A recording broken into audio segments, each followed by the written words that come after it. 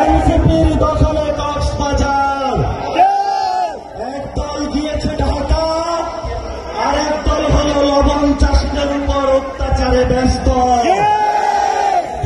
দখলে ব্যস্ত, চাঁদাবাজিতে ব্যস্ত। আর আমরা চাই বিচার সংস্কার, নতুন সংবিধানের দাবিতে যুদ্ধ করে যাচ্ছি। গডফাদার শিলং থেকে এসেছে,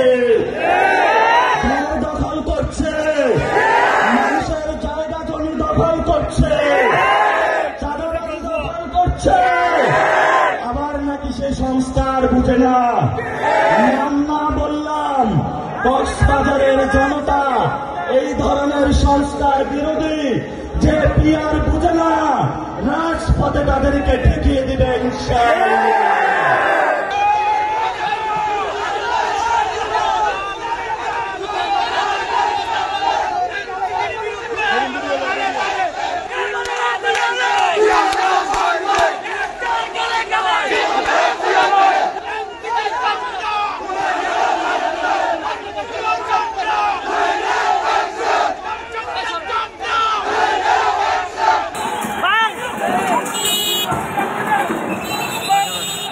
Jangan main,